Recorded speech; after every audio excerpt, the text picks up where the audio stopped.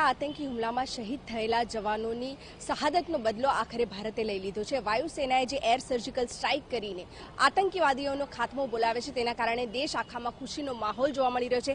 દેશવાસીઓના ચહેરા પર પણ એક અલગ જ ખુશી જોવા મળી રહી છે। આજે બદલાવનો બીજો દિવસ છે, છતાં પણ આજે ગઈકાલે એર સર્જિકલ સ્ટ્રાઇક કર્યું હતું તેના કારણે સમગ્ર દેશમાં અત્યારે ખુશીનો માહોલ જોવા મળી રહ્યો છે। આપણી સાથે સુરતના કેટલાક લોકો છે, એમની પાસે જાણવાનો પ્રયત્ન કરીશું કે તેમની પ્રતિક્રિયા શું છે। તમારી પાસે જાણવા માંગીશ, શું કહેવા માંગશો જે पाकिस्तान ने जड़बातोड़ जवाब तेनी ज भाषा में आप्यो छे?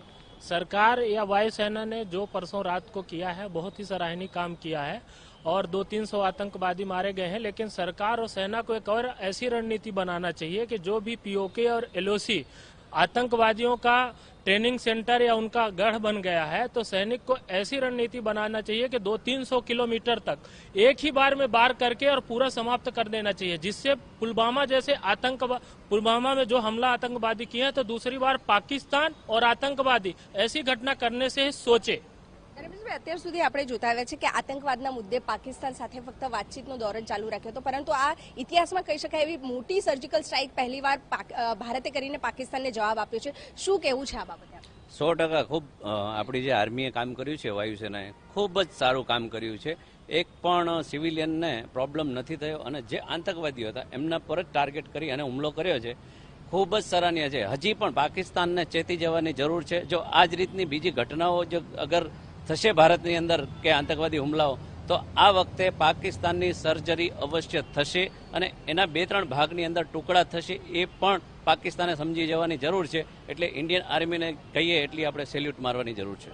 ચોક્કસથી આપણે બીજા લોકો પણ પાસે જાણીશું। વ્રજેશભાઈ, તમારી પાસે આવવા માંગીશ। ખાસ કરીને આપણે પાકિસ્તાનને પહેલાથી ચેતવણી આપતા આવ્યા છે આતંકવાદના મુદ્દે, પરંતુ સુધર્યું એ પાકિસ્તાન નથી ને હવે જ્યારે જવાબ આપવામાં આવ્યો છે, શું કહેવા માંગશો?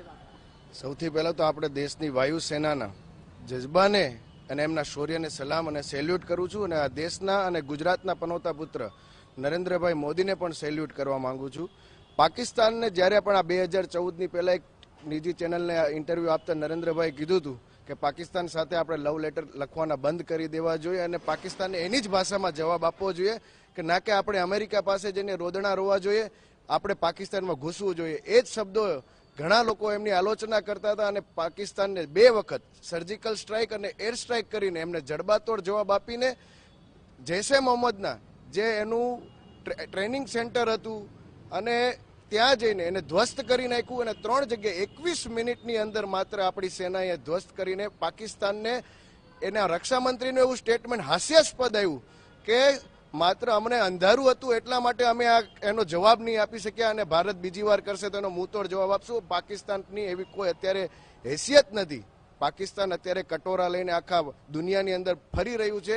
અત્યારે એમની પાસે કોઈ આર્થિક રીતે બધી જ રીતે નરેન્દ્રભાઈએ એની કમર તોડી નાખી, જેમ કે 200% ડ્યુટી લગાડવી, પાણી બંધ કરી દેવું, આવા તમામ મોરચે પાકિસ્તાનને ધ્વસ્ત કરી નાખ્યું।